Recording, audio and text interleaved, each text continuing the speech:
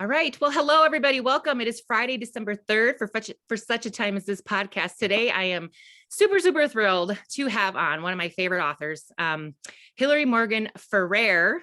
I was always saying it. You've probably heard me introduce her in the previous times as Ferrer, but it's Ferrer. And she just mentioned that a radio host, and you'll understand this as we start talking, but think of it as Ferrer. I love that.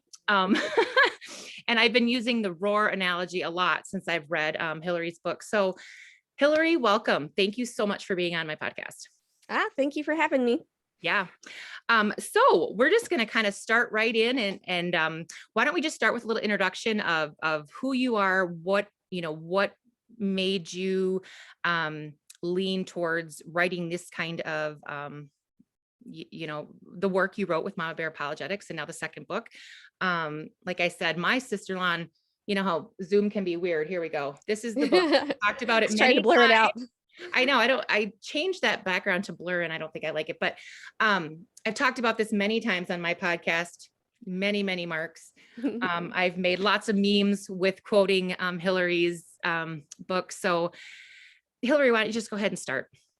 Yeah. So I'll just say that my life has been a series of all nevers. It's like, what do they always say? If you want to make the Lord laugh, tell him your plans. Absolutely. And so it was a series, like I'll never do grad school. I'm never going to live in the Midwest. I'm never going to write a book. I'm never going to do anything with women's ministry. Like all the things that I was like, I'll never do that. That's just not part of the future. And the Lord's like, well, good. Congratulations. You just wrote your resume right there. Yep. So I've never done any women's ministry, and it wasn't until I think it was somewhere 2014, 2015. After I got married to my husband, I had kind of a varied career going that way. Like I was an athletic trainer and then a photographer for 10 years and had kind of gotten away from apologetics. And when I met him, he was finishing his MDiv in apologetics. And so I kind of came back into that world. And I had a friend mention to me that there was an entire demographic of women who would not read something unless it's written by a woman for a woman. And that was just shocking to me. I never understood that. But then again, I probably had just not immersed myself in that culture. And so my first immediate thought was, who's reaching the women? But then on top of that, the burden that the Lord really placed on me was who's reaching the moms. Because there's this one piece of research that I found that moms of young children get more questions per hour than the Queen of England does in an interview. So if you've ever had young children, I'm sure you're like, yeah, that's about right. Yeah. I agree. Yep. So who's getting the spiritual questions first? It's moms. And in fact, my co-host and the co-author of the second book, Amy, did some research, and they asked kids, teenagers, who do you go for questions about this and this and this and this? Across the board, it was mom, except for politics. That's who they went to dad for. And Amy was like, I'm fine with that. They can totally go to my husband for that. Right. So I think that women are just really almost within apologetics. I kind of jokingly called it the 1040 window of apologetics, that they just weren't being reached. All the apologetics conferences had no childcare. Like every other conference has a childcare except for an apologetics conference. Sure. So we started up, I just had this phrase, Mama Bear coming through my head, and Mama Bear Apologetics. And it's like this whole week back in 2015 that I couldn't sleep, and it was just going through my head. And so I was writing at night, just, well, we could do this, and just basically outlining the ministry. So that's really where it started. It really was the Lord. And I remember when I was done with it, I was like, Lord, this seems like a great ministry. Who am I supposed to tell about this? Like, who do you want to do this? So I'll do it. I'll pass it on to them. And because I didn't have children, and my husband and I, it's not that we can't have children, it's just not wise because of all my health conditions. Yep. Didn't ever want to be in a situation where a child was not cared for well. Yep. So, but the Lord was like, I've got the exact right person, because you have something that moms don't have, which is time to research. And I thought, that's a good point. I do have that. There's not a lot I can bring to the table, but I do have that. And so I just started, and my big fear throughout, probably at least the 4 years is that whenever anyone asked me for an interview, I made sure to say, I need to make sure that I don't have children, just expecting that people would be like, oh, wait, never mind. We, thanks, but no thanks. We'll get one of your other people. And I've never had anyone do that. So anyways, starting into the ministry, we had the website and the podcast and some blogs, and we had a publisher like within a year or two, I think within the year of when we first started going, approach us for a book. And so that was the book that you're holding in your hands. I really wanted to look at what was currently out there. And the stuff that I saw currently out there is absolutely needed, where it's a kind of a bunch of, here's all the questions your kids are going to ask, and here's a really good ready response. And I think those are absolutely necessary. But I didn't want to rewrite someone else's book. If someone else had done a good job, there's no sense in me doing it. They've already done that work. Yep. So the thing that I started thinking is, who's looking at the issue underneath the questions? There is something going on that's causing that question to begin with. So like, what is undermining these kids' abilities to have faith? And so I started looking at worldview and making lists of what are some of the most common worldview things that I see that are causing these questions to begin with. And so that's kind of where the list of stuff came from: naturalism and postmodernism and moral relativism and emotionalism, which nobody had really talked about that, but we were looking at and saying, I'm seeing everybody making all their decisions and finding their truth based on their emotions. So we think this is a huge deal. Yeah. And then the feminism and progressive Christianity, new spirituality, all these different things that we saw not only in the culture, but like the new spirituality, we see that creeping into the church. And so that's what we did. We set out to write a book that would explain basically these cultural waters that we're in right now. We're all kind of like frogs being boiled to death. The temperature's just gone up and up and up with all these ungodly perspectives and ungodly ideologies that really do raise war against the knowledge of God. And so we said, let's look at those, but we don't want to do it where we just point out what's wrong with everything. We really want to teach moms how to discern. Yes. And so that's where the ROAR method came from, where we wanted to make sure that we're finding what was good in these ideologies, because it's like usually with these ideologies, people are picking up on something that the church has kind of ignored a little bit. And so if we can say, we acknowledge that, we stand with you side by side on these aspects. However, we think that your worldly solution to this very real problem is probably not the best route to go. And because we are so lockstep with you with recognizing the problem, we would like to offer a solution that we think will actually solve the problem, which is going to be a biblical solution. Yep. So that's where that came from. Yeah. First of all, just pick up on a few things you said, going back to the very start with you saying, the Lord hasn't, blessed you with children here on earth, and because of health issues.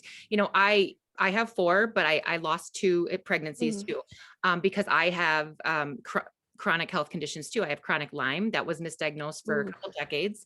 And people know this about me, but you don't, because we didn't really get to chat too much about our personal lives. But, I was being tested for all sorts of things, MS and worse. I was diagnosed at 10 with OCD, which now we know is probably predominantly ADHD. So went through a lot of extreme anxiety, depression for decades, severe eating disorder through high school.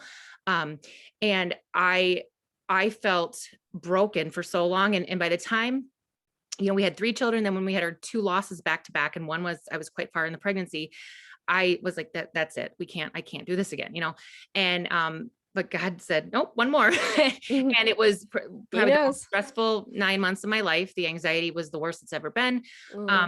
But that was definitely female issues, bleeding issues. I just, I always joke that my uterus is just extremely angry, and she's like, she's done. My body hurts, and I've healed a lot. We found a natural Lyme doctor. We finally got the diagnosis. But what I'm saying is, I understand that choice. And, because I always think of that too. And I always did think of that, or I thought of being on 2 medications with 2 of my kids. What did that maybe do to them in the future? But then I give it to God, because it's too big for me. Yep.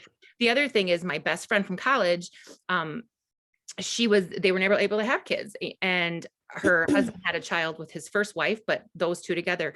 And she's a psychologist. She works with children with autism, and, she would have loved children, but at the same time, she understands that there probably is a very good reason God didn't. And that's a wise perspective on her part. I gotta say, kudos to her. Yeah. And I think that, she, there's definitely struggles and things, as we know, as women, there will be with that. But the gifts she gives to all those children, because she can give truly all of her time. And then the wisdom she gives to us moms, because, Yeah. I have inattentive ADHD, and I know for sure 2 of our 4 kids do. Trying to parent kids on top of having that can sometimes be like the most overwhelming thing. And you feel like a total failure. And so to get her perspective from an outside of tips I can do, all it takes is reading your book to know you are a mama bear. Oh, thank you. Yeah. And I am very into politics, but more from a Christian point of view. Like, how does this affect our lives as Christians, and where is this? And so I would say, and probably a lot of people who know me would say, okay, let's go to Sarah if you want that. But I learned so much. I learned so much in this book, about Marxism, fascism, pluralism. And I loved how you have each chapter, separated that the way you do, going into the questions, going into the roars, which you can explain a little bit here, but also like with feminism, how you brought in the good things that did come from feminism. Yes. So often in the very conservative Christian biblical worldview, we hear that word and we immediately, because it has become a very, controversial subject. But there were so many good things, like you said, just women in general, the separation in church, men sit over here, women sit over here, and how the being able to own property, the being able to go to school, the being able to vote, all these really basic human rights that shows that we are a human that has thoughts and has abilities and has skills and has intellect, all these things that were denied us for so long for not really any good reason. We should be able to go to school. We should be able to own a business. I mean, if you look at the Proverbs 31 woman, she's got like 3 businesses. We thank the Lord for first wave feminism. That I think that they really did. They were pro women. And I think what spun off from that has gotten more and more radicalized and almost anti-male, to the point of where I think feminists kind of are shooting women in the foot, and they don't even realize it, with the way that they're almost anti anything that's traditionally woman, like childbearing and being a stay-at-home mom. It's like, for them, that's the ultimate life failure. And no, that's what we're uniquely gifted to do, unless the Lord has called you to a different path like he has with us. But it started out as something so beautiful. And I think that a lot of these ideologies, I think, have that. They start out with something that they're trying to accomplish that is a good thing. And then I have a phrase that I like: insanity loves momentum. So once you get like kind of the momentum on this really good thing, then all these like insane forces are like, let's get in here and now start co-opting it. And everybody just goes, oh my gosh. And it turns into craziness, which is what we're seeing with all sorts of stuff going on right now. But there is that kernel of something good that was going on at the beginning. Can we recognize what that is? Yes. Well, and maybe you can explain that first, second, third world that we did in the book. On one of my podcasts, when I was just raving about your book, I brought up little bits, but again, that's why I'm like, oh, I would just love to have her on. And I was so honored. I was like, oh, you will. Because, one thing that really struck me with feminism is, so having, dealt with mental health issues myself, it's very genetic. My mom, my grandpa, his mother, it goes back, but how there was a long period of time where if women were dealing with anything, postpartum depression, anxiety, or just demands like, you know what, I'm sick of this woman, they put her in the loony bin. That just like makes me sick to think of, because granted, I don't think my husband would have done. No, just kidding. My husband wouldn't have done that. But I mean, we don't know. In a different time, in a different place. Thankfully, we're lived now. Yeah, I mean, look at men who, they're now obviously it's more acceptable, sadly, to leave, marriages on a whim and have affairs. But back then, it wasn't. Still, there was a moral compass. So a man could be like, oh, I'm having an affair. I want to be with this woman now. I think I'll just make up something and put my wife in a loony bin. And you could. So those are the blessings of feminism. But can you explain the first, second, third, phase of feminism? Because that I found really interesting in the book. Yeah. So the first wave of feminism, that would be your legitimate thing where women are saying, the basic rights along with men, businesses, education, right to vote, right to property, stuff like that. And so that was the first wave. I think we achieved those goals really well. And what a lot of people don't know was there was actually two schisms within that movement that worked together, because you had the maternal feminists and the egalitarian feminists. The maternal feminists recognized that there was a difference between men and women. They didn't seek to erase those differences or ignore those differences, but they, even in spite of those differences, they're like, it doesn't matter that we're different. We still should be able to own property, have a business, and get educated. Now the egalitarian feminists, they wanted the same goals, but theirs was so that they could be more equal to men in all ways. Like they were the ones that would be more than happy to erase those differences. And basically after we got our original goals accomplished, the maternal wave, the kind of quieted down, and it was the egalitarian wave that moved on to become more radical. And this is what we see kind of in the 80s. Now they were still, women were now in the workplace, but they were facing a lot of discrimination in the workplace and a lot of harassment. Like I don't know, have you ever seen Anchorman? Mm-hmm, mm-hmm. Okay, they make all sorts of jokes like that. Or, I think Zoolander, he's walking through the halls and he's like, watch out, Tushy coming, and grabs her butt. It's like these parodies of high school. I went to high school, and our guy friends were always snapping your bra, and today totally.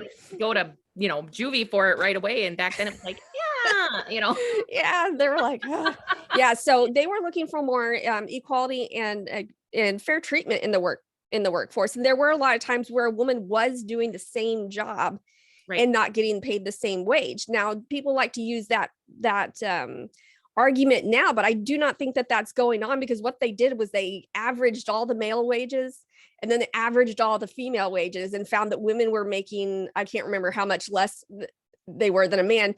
But what they didn't look like is who was working more hours, who was part-time, who was full-time, what kind of job was this person going after? Because what they found is between men and women prefer jobs that are more flexible. They would prefer a lot of times to work part-time so that they can do stuff for their children. And they like the kind of more caregiving roles like teachers and nurses that just don't pay as much. They're not going after the CEO position where you have to work 80 hours a week and basically have no home life.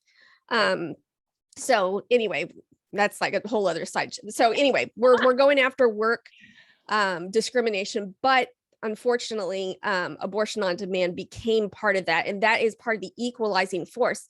A man is never forced to carry a baby in his body without him wanting to. So a female should never be forced to carry a baby in her body without her wanting to. So in order to have this equality, we are required to have abortion, because that's the only way men and women can be equal. Right.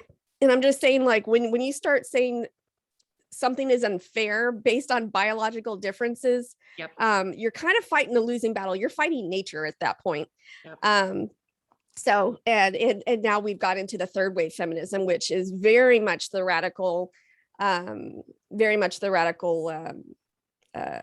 abortion faction. They have merged with the Marxists in many different ways. You can't understand our current day feminism without Marxism, which is why we actually had to add the chapter on Marxism. It wasn't in the plan.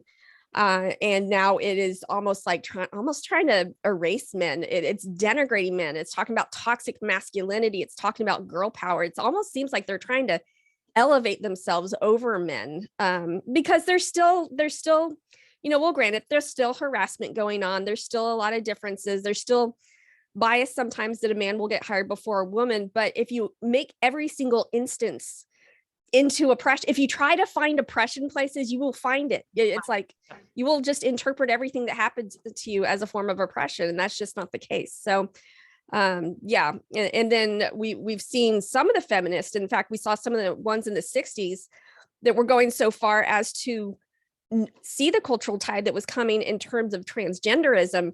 And there were some of the 60s that are like, yeah, bring it on, bring on the transgender women. And there's a group called TERFs. It's trans exclusionary radical feminists, which are the radical feminists who are actually agreeing with the Judeo-Christian worldview that no, a man can't be a woman.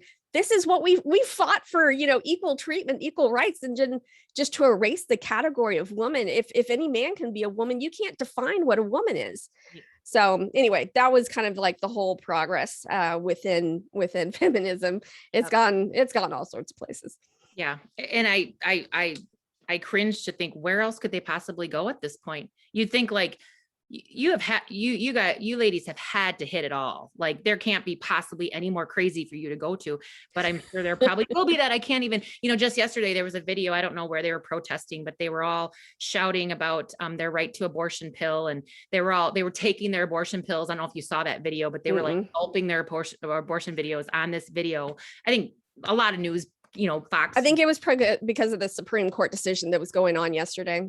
Yep. And, it just, again, you take something that could be a good thing because, and again, as Christians, we look at this all from the view of sin, a lens of sin. But when you're talking with unbelievers, you can't talk to them like you and I can talk because they don't, an example would be a couple months ago, I met with our local, they call it LOVE, LUV, Lakeshore United Visionary. Basically it's our local Black Lives Matter. Okay. But they are, the infiltration into like our library system and the public school system here is just, it's just heartbreaking. It's disgusting. Praise God for COVID for bringing a whole lot of this stuff to the front and center when parents are going, oh, that's what you're learning in school. Yeah. Maybe I've got a problem with that. Yeah. I mean, always beauty from the ashes, but in our school district, our kids are in private school and I homeschooled to them last year because of all this craziness, but the actual testing scores are just plummeting with these kids. They are. Yeah. And they keep pushing all these identity politics stuff and calling it emotional social learning. Yeah. And the test scores continue to plummet. Yeah. And yet people who are into this movement just seem to be blinded by this. Like that, our local school district spent $43,000 at the beginning of the school year to bring in a curriculum teaching on basically critical race. And of course they use it, I'll attend these school board meetings, even though I don't have diversity and equity training. That's what diversity and equity training. Yep. So, but if you say critical race, their rebuttal is always, critical race is actually only a curriculum taught at the university level. You don't know what you're talking about. It's like, I'm not talking about the name branded critical race of a university level. We're just generalizing this as, so, this is all happening. And I met with this Lakeshore United Visionary, and the two people I met with, one was a homosexual man and very liberal. And the other was as she identified herself, a Black trans woman, but she wasn't even Black. She was half Hispanic and half white. So anyway, yeah. And so she was a trans woman, meaning that she was a biological male who transitioned to female. No, she's a female that actually, well, she said trans, but then I think she means she's more non-binary because she was offended that I called her a woman. And she said, this is what she said. And if any kids are listening, moms, maybe take them away for a second. But she said to me, you can't tell me I'm a woman. Now she was clearly a woman, biologically. She goes, you can't see my vagina. It's like, nope. And I don't want to. But what I'm, good thing there's other telltale signs. Yeah. So I just said, I'm just going with the biology here. But by the end of that hour conversation, I just left with a headache and I left very confused because it's just going in this circle around and around. And you can't bring sin and God into it because they don't believe that. You also, I realized that there are some questions that you would think would be very black and white. And when you ask them, they are absolutely offended. Yeah. One thing was I asked, I said, well, I'll just be upfront with you. I'm a Christian, so, what are you, do you identify with any kind of, and they were like, they give you that look, they go, wow, I don't think that's very relevant to the conversation. Like they were really offended. And it's like, well, I'm just trying to get on the same page. Like if I'm Christian and you're an atheist or agnostic or Hindu or whatever, like we could, it was just so difficult to try to talk because if you I'm just trying to find what we have in common so we can start there. Yeah. And to say the difference is to try to have them understand there will always be the idea that sin is there. There will always be a racist person. A very toxic masculine man who is degrading to him. There will always be that. But if you can't say that as a nation, this is what's happening because our laws are protecting all of you, Yeah. So you can't undo sin. And if you aren't willing to talk about sin, I just feel like, how are we going to connect? But anyway, getting back to the book, could you, I want to kind of hit some of these chapters because they're just so awesome, but why don't you tell us the ROAR, the ROAR, because that's kind of. So the ROAR method was intended to help facilitate conversations with your kids about these different ideologies. So it stands for recognize the message, offer discernment, argue for a healthier approach, and then reinforce. And so the recognize the message is like trying to get down to that root message. Like we'll say within transgenderism, there's this root idea that how I perceive myself is what is true about me. And that if it's a difference between my body and how I perceive myself trumps it. And I need to change my body in order to reflect who I really am, because this is the truth, how I see myself here. That's like one of the main assumptions that is within transgenderism. And that's something that, us as Christians, we would say, I got a lot of things in my head, a lot of perceptions in my head, but I think that the physical world is something that also can be trusted to show us reality and truth. Yep. And that's a good thing. Yep. So, you're recognizing what are the messages. And so this is sometimes the harder one where you're just trying to cull down what's the main thing that they're trying to get across. Yep. Offer discernment is now, I have this little hand gesture that I do when I'm teaching parents, that it's like this. I start out with this. I say, basically, whenever you have a lie, it's always wrapped in partial truth. So a lot of things are going to be a mixture here of truth and lies, of good and bad. So what we're going to do is separate the good from the bad, accept the good, reject the bad. Cool. I like that. And so that's something you can do with kids, as young as 4, that you're like, oh, we're looking at an idea. What do we do? What's the good? What's the bad? Let's accept the good. Let's reject the bad. I love it. So that's our offer discernment. And so you always have to start with looking for the good, because that's going to be the most bridge building. If you automatically are trying to point out what's false or what the lie is, that tells the person that you're just basically out, a heresy hunter that's just out to find what's wrong with everything. And no one wants to have a conversation with that person. Yeah.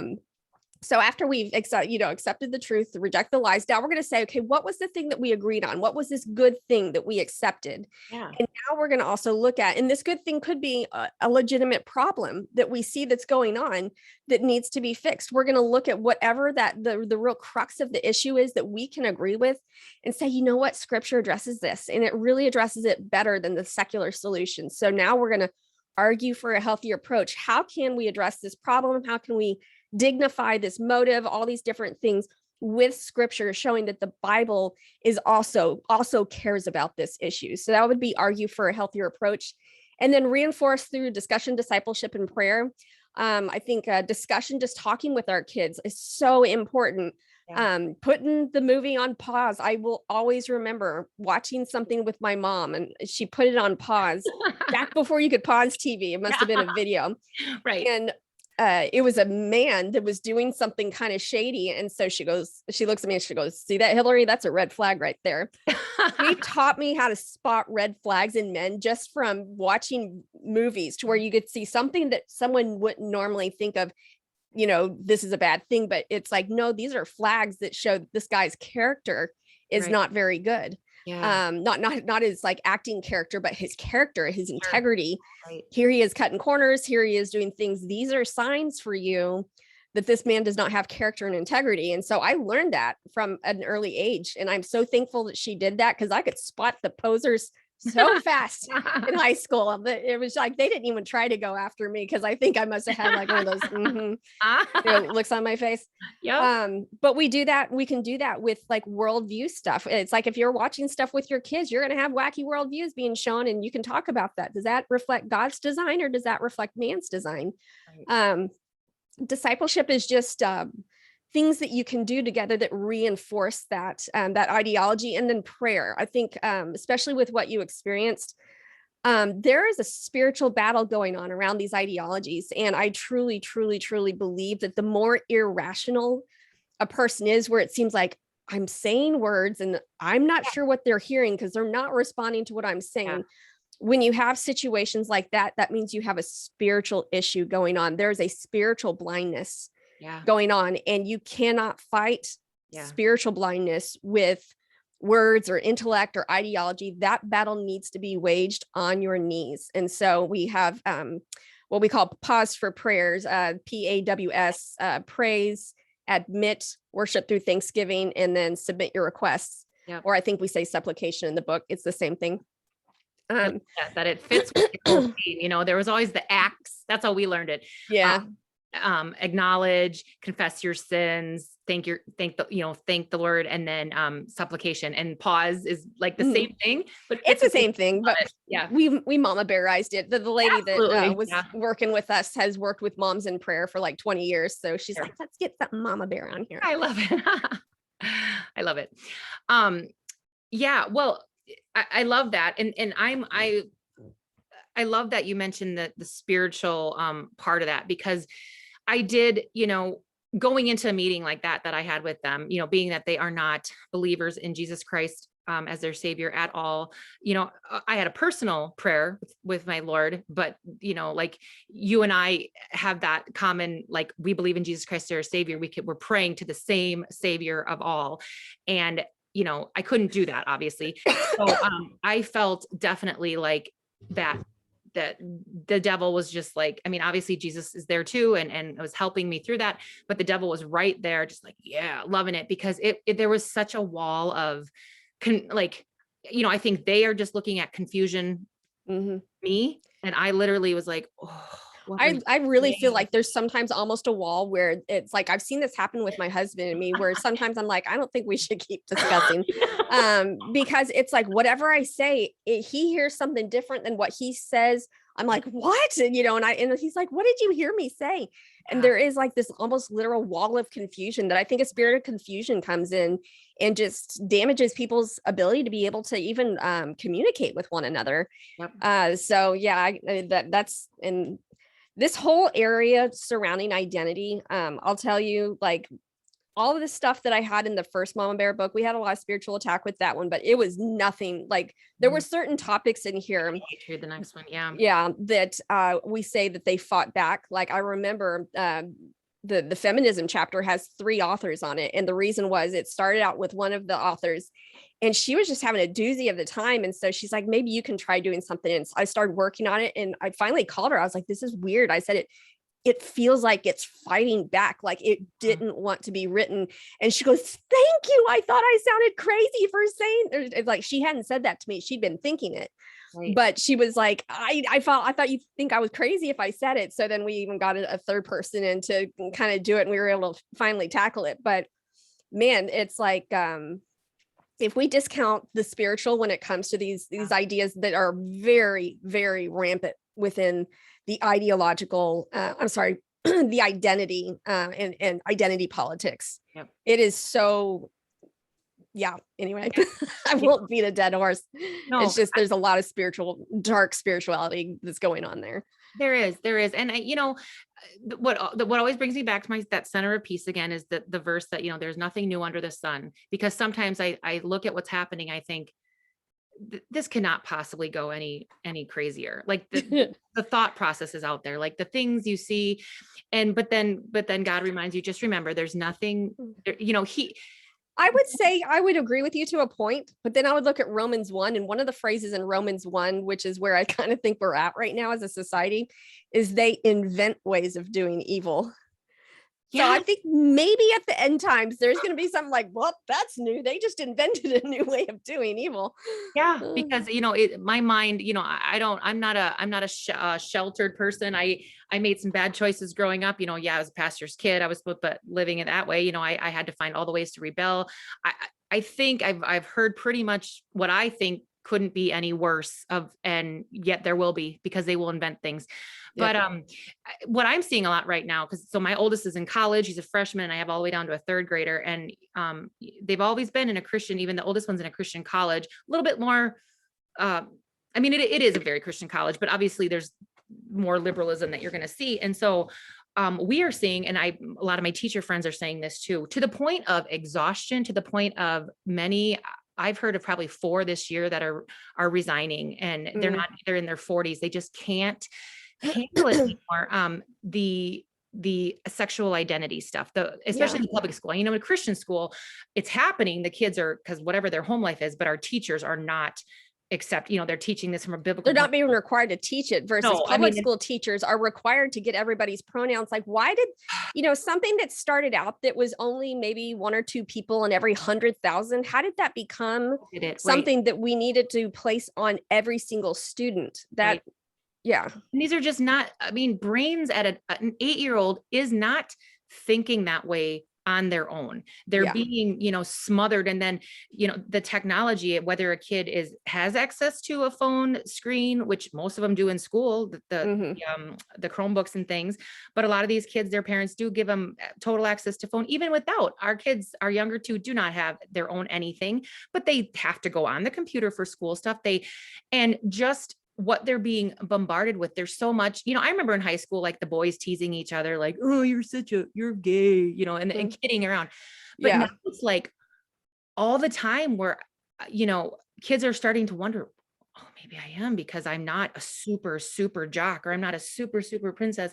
And the whole non-binary, even in our Christian school, these kids that right at our local Christian school, a couple doing the, I'm not Penny anymore. I'm Phoenix. And, at a Christian school, they say, nope, you're Penny. Your parents named you Penny. But at a public school, you now have to call them Phoenix. And and you can't tell the parents that they're doing this. No, and that's why one of this local public teacher just said, I'm done. I can't. An 8-year-old, the whole faculty said, you have to call her this now. She is now saying she's a boy. You have to.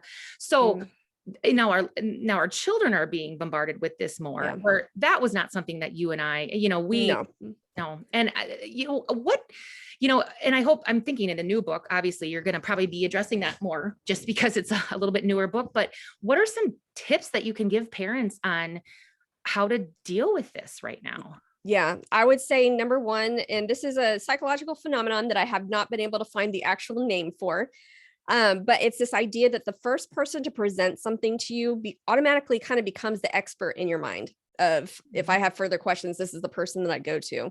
It's just something we naturally do. And it's something that I see myself do. I've got a master's in biology, but there's still certain things that I remember the first presenter, I think it was Michael Behe, that ever presented on some intelligent design stuff, that I still email him to ask him questions that could easily be answered by, other things. But he kind of is the expert, so I probably shouldn't say, why do I see Michael Behe as the expert? Well, because he's an expert, sweetie. But you see this even with parents, where if you are not talking about it and they're having to learn about it from Google and their friends, who are they going to go to for their next questions? They will go to Google and their friends.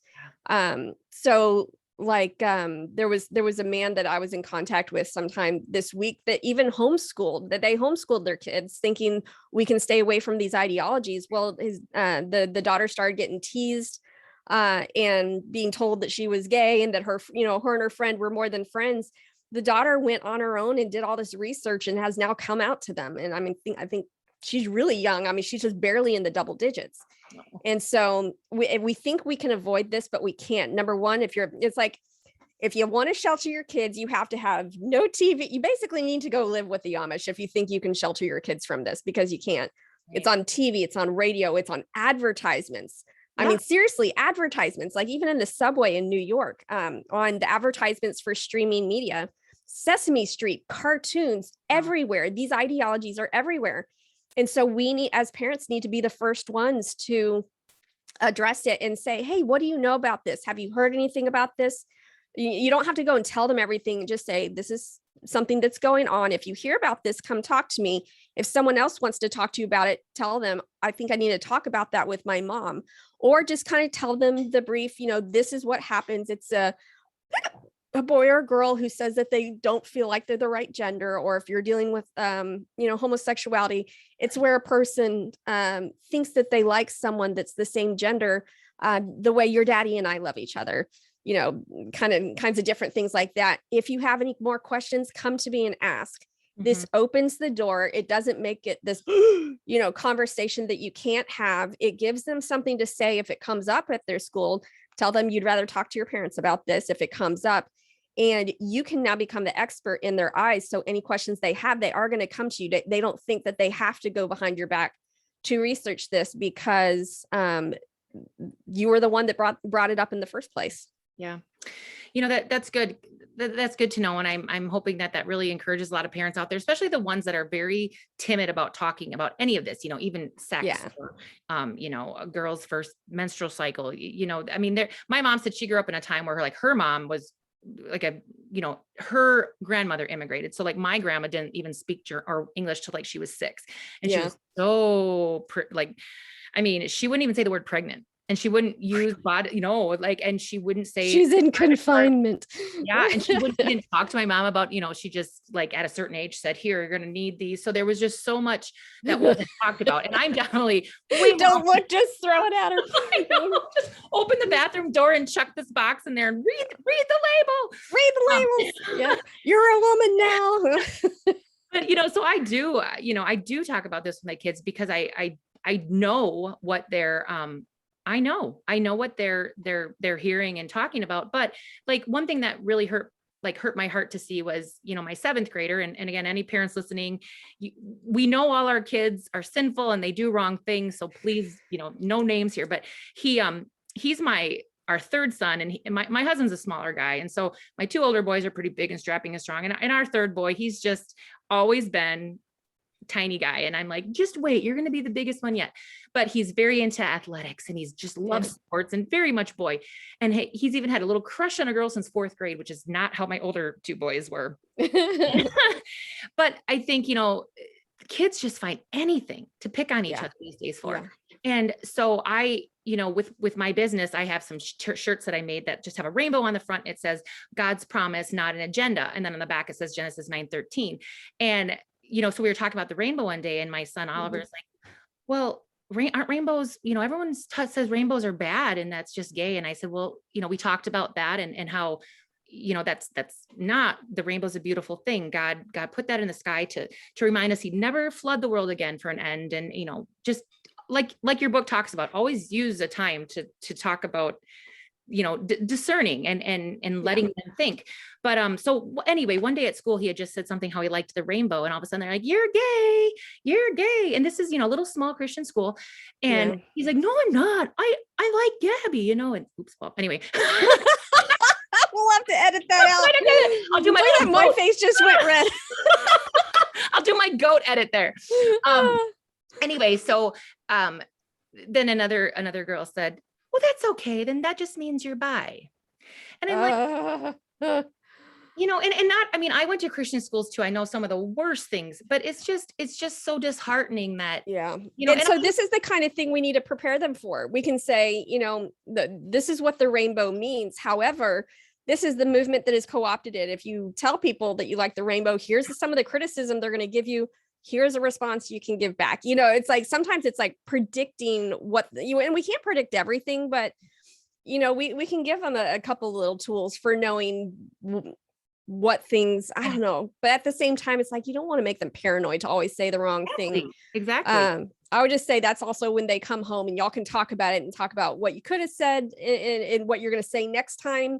And when someone says, oh, that means you're bi, and you're like, no, I'm not. But I see bi and non-binary are the 2 things that are really plaguing the Christian schools, because those are the ones where you don't really have to commit to anything. Yeah. So it's basically saying, well, I am who I am, which is, a biological male, biological female who likes someone of the opposite gender. But I can still say, well, but there's a possibility that maybe I'm not. And that way we're all on the same page. And we're all under that nice big LGBT umbrella together. Right. So anyway, for all the parents with kids at Christian schools, be watching for those. Those are the 2 ones that I keep hearing from parents at Christian schools. Yep. And you're spot on there. One thing, and I had to laugh, and you'll probably like this. So at our Christian high school, there's a teacher. I mean, love him. He's hilarious. And there is a girl there that, is going through this identity thing. You know, I'm not this, I'm that now. And one thing I do see, and obviously this isn't across the board, but like whatever trauma they experienced as a kid or sexual or, you know, physical abuse, which I know in some of these cases for sure are part of it. Now, obviously that's not always, but I do have to laugh because my son did say this one individual came downstairs to ask this one teacher for some help. And he's just a goofy guy. And he's just going to tell you as it is. Like, she had said, "Hi, Mr. Whatever," you know, and she said it's so-and-so, like her new name. Mm-hmm. And my son said they heard him go, he like slides out of his room. He's like, "First of all, your name's not Blup, it's Blup. And how can I help you?" There you go. It's like, you don't have to have this big, you know, confronting moment. You just kind of tether them to reality. That and he can do I've that. heard stories of kids who, the ones that have transitioned and then detransitioned, and they said it was because one of their parents refused. It's not, that wasn't the reason, but they said, you know, one of their parents did refuse to use their new pronoun, use the new names. And they said, you know, they hated their parents at the time. They hated them. They thought that they were so hateful, but they said, you know, in hindsight, that tethered me to reality. Yep. Yeah, definitely. You know, one other thing, and I know we're getting close to an hour here. Another thing in the book that I really want to just briefly talk about is, because there's just so many emotionalism things, but the truth, absolute truth. Yes. That's such a big one right now, because you know, I tried to explain it like this to my love participants that one day. I said, this was the best analogy I could think of. You know, well, first of all, I said schools should be absolute truth. I said, you know, all these ideas and whatnot, you know, you may not look at that as religious, but that is, because it's going against everything that a Christian believes, you know, and so we could never push Christianity in a public school. So why do you think this is okay? First of all, but I said, second of all, school is absolute truth, you know, math, reading, you know, because teach a kid to read. And that's really the most important thing, you know, you can read the Bible, and that's, but you have access to all the information in the world once you can read. Yeah. You could never, ever go through the doors of school and still be brilliant because you could read and you could learn on your own. But I said, I look at it like this, a colorblind person, they, you know, if something's blue, I said, so the grass is green, right? I mean, however we look at it, whatever, how the light reflects what, you know, we say the grass is green when it's dead, right? And they're like, yeah. And I said, okay, so, but a colorblind person may see that as blue or red or whatever colorblind people see. I said, the absolute truth of it is still that the grass is green. I said, we're not denying that the colorblind person isn't seeing green, you know, so like with transgenderism or whatever, I don't deny that these people are having these feelings, because as Christians, we know you can still be a believer in Christ and have these thoughts and feelings. Obviously, it happens all the time. It's how you choose to, you know, continue to act on it. And so I said, so is the colorblind person wrong that they're not seeing green? No, they don't see green, but it doesn't change the fact that the grass isn't green. So there's a wavelength, a light wavelength that we can't change. And we have, you know, as a society decided that the name of that wavelength is green. Yep. One of the things that I like doing for the difference between objective and subjective truth is the subjective truths that I've always heard are, you know, different flavors of ice cream that you like, or, you know, something like that. And I've always thought that was kind of unhealthy for what people are actually using for subjective truth. So we know objective truth is something that's true for everybody at all times and all places. Right. You know, that at that moment, the wavelength coming from that grass is the wavelength that corresponds to green. That's what's corresponding to reality. Now, something like this is, I think, really illustrates subjective truth, is to say something like, it's too hot in here, or I feel hot in here. Right. Now, whether or not the room is hot, it's like, because as anyone who's married knows, it's like your biggest disagreements aren't about finances or sex. They're about temperature, right? So like for one person, it feels really hot. They didn't choose to feel hot. They don't want to feel hot. But to them, it feels hot. That's a subjective truth. They can't change it. And that it's, you know, it is what it is, but it doesn't mean that the room is too hot. Now, if the room's like 100 degrees, yes, the room's too hot, but we can feel stuff, and stuff can feel true to us that isn't naturally true based on other situations that are going on. Let's say for someone who's going through menopause, they're going to find stuff that's 30 degrees outside that all of a sudden is, feels like a flaming furnace. And, they're not lying about that, but that's how they legitimately perceive things. Right. But again, it doesn't match with objective truth. And so I don't know, I always thought that was a lot easier to understand That's the concept of subjective truth in those terms, just because it takes all the kind of silly, no one's going to actually battle over which flavor of ice cream should be the best flavor of ice cream. right. Yeah. And then the difficulty we're running into again is sin, and where it that's why that the gospel of Jesus Christ always does have to be at the forefront of all of this. Even when my human sinful flesh gets so mad and I just want to talk about this and get someone to understand, that I'm not even trying to force you to stop what you're doing, because unless you're convicted through the Holy Spirit, you're not going to. And I understand that, but to push it on the other generation as being a normal thing, where we've just totally crossed this line. And so,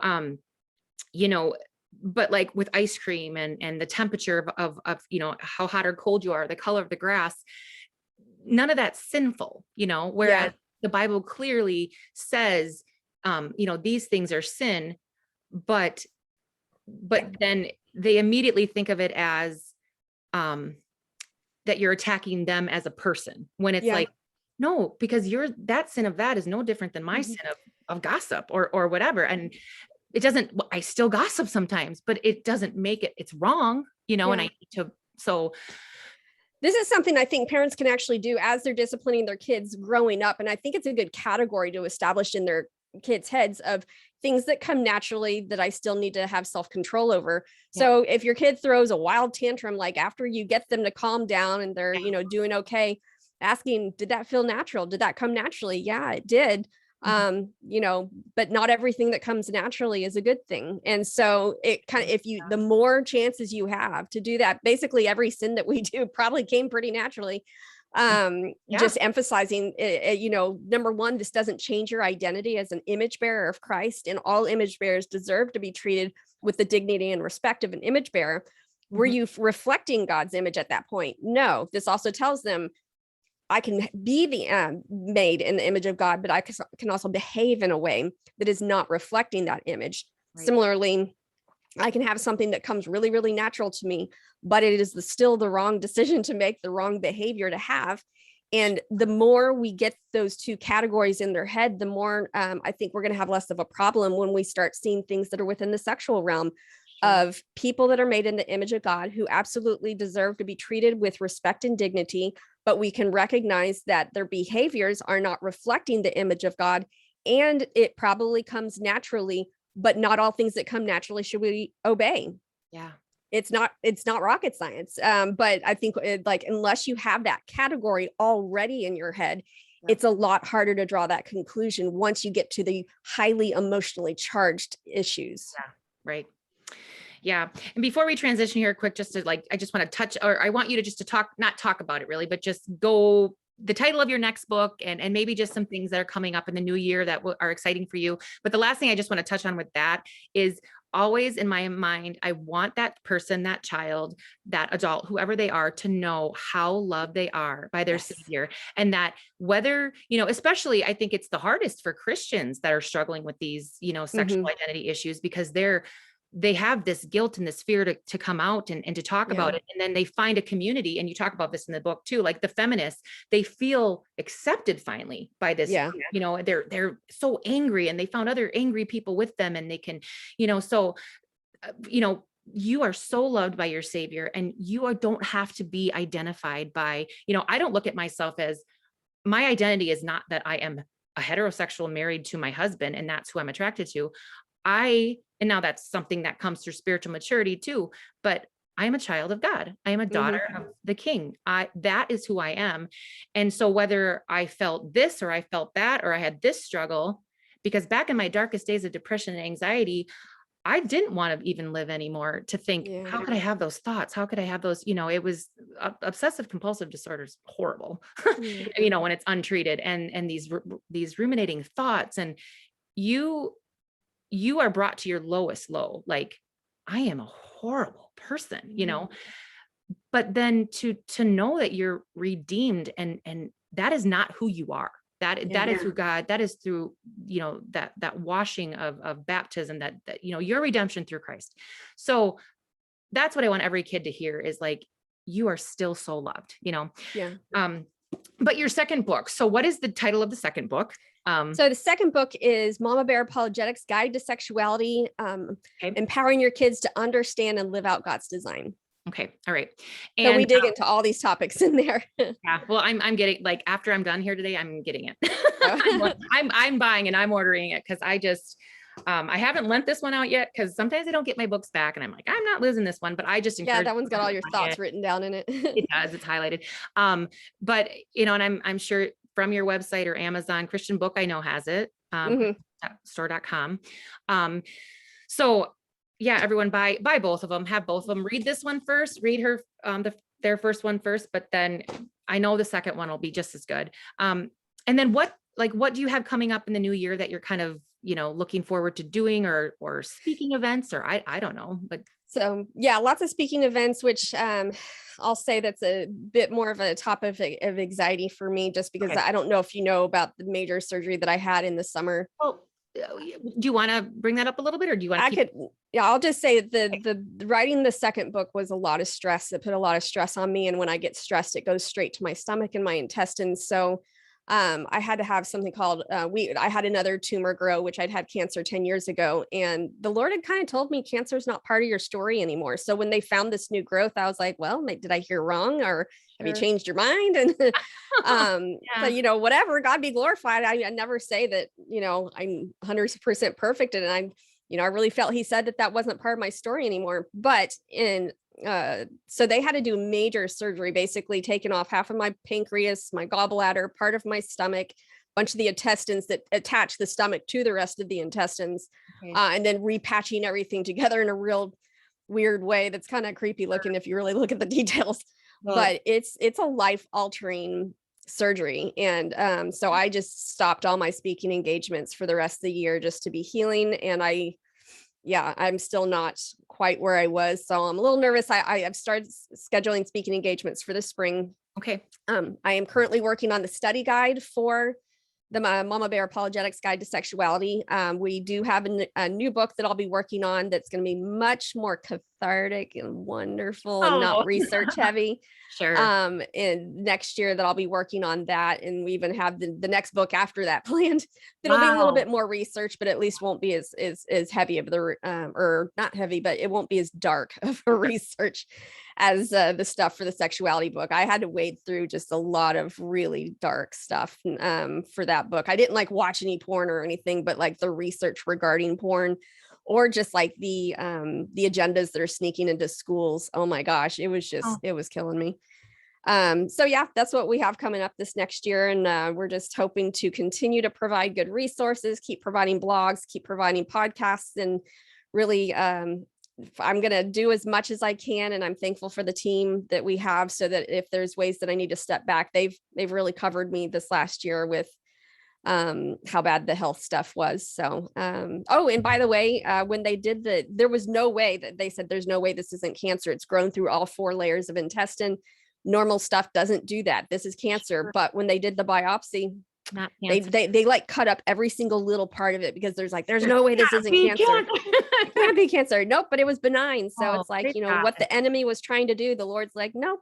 Sorry. And who knows what the Lord did within that, who knows? I mean, I have no idea, but all I know is, okay, I did hear right. It's like, I felt like he had said cancer was part of my past. I will praise him if I heard wrong and I do get cancer again in the future. But I feel like it's not something that I'm always having to worry about anymore. It's like, I used to always feel like this other shoe was ready to fall, that it could come at any time. Yeah. And it's just allowed me to be like, not have to think about it. Good. And that the peace, when we have that healing that Christ gives us, because with my anxiety, I had they called it illness anxiety for many years, where I somatoform disorder. Yeah. Mm-hmm. I have none of it anymore, which that is only God, because it is bizarre. Some of the things that I would think I would have, because it was something I would just randomly hear in a commercial, okay. Very odd. But I actually had a friend that her her mom and both her uncles had their stomachs removed. They did not have cancer, but somebody in their family had, and they decided to do the genetic testing, and they had the genetic testing. And my friend was like, she doesn't like that her mom did that. Because it's really made a change. I mean, to not have a stomach at all. That's not a good, I was like, I would only do that if I had to, like, yeah. And so, that would never be on my list of preventative measures. No. In fact, I don't, other than, just kind of taking the regular preventative measures in life and being smart and like, oh, this is nagging. I probably maybe have an like getting what's it, the endoscopy every year. That's a worthwhile measure. Right. Yeah. But I do remember when you because when I started following you then on Facebook after I read the book, and I do remember you having that large post and thinking, oh my goodness, but I didn't really know exactly what, exact. So thank you for sharing that. And I'll keep you in my prayers. You look wonderful. You look healthy. So it doesn't show on the outside.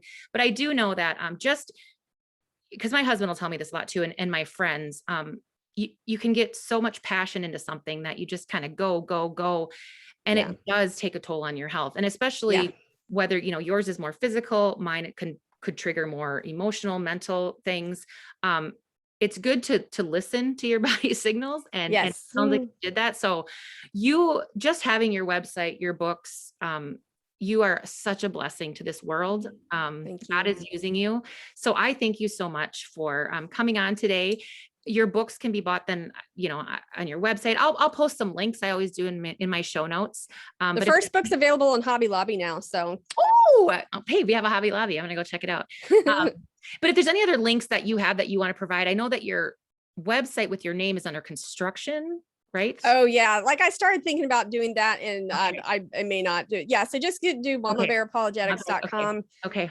You can, for the book, you can go to target.com, you can go to Amazon, you can go to Christian Books. If you want to buy bulk, like if you want to get it from like a whole study group, christianbooks.com has a lot of really good sales that are going to be lower than Amazon. The first book shipping will be a lot. If you're only buying one book, the shipping's kind of a big one, but if you're buying a whole bunch of them, the shipping's the same. And so, wait till it goes like on mega sale and buy a whole bunch of them, or sometimes they'll have free shipping over $35, but really the price of the book when they do like the mega like half off sale, buying bulk from there is great. So yeah, those are my main Books A Million. That one's in there as well. Perfect. Yeah. That's where I buy all my books. I just like to support Christian book. And speaking of that, I bought Paul David Tripp has a really great devotion book, New Morning Mercies. And that was a 90% sale one day where the book was like super cheap. So I bought like 10 of them because I'm like gifts. So you could do that with this book too. We have time for Christmas. I know that that's what I'm going to be doing. I couldn't think of a better book to give women. Even he says Mama Bear, but dads, uncles, anybody. Everybody, anyone who has contact with a child. And even if you don't, I tailor it for moms, but the information really is good for anybody. So if you can handle reading a book with a cartoon bear on it, then you get points in your main card, and just, make it happen. Well, it's a cartoon bear, but the mama bear's pretty fierce looking too. So yeah, she is. That's right. Don't mess with her. All right. Thank you so much, Hillary, for coming on today. I look forward to being in touch with you in the future, and God be with you. Thank you so much. All right. Bye. Bye.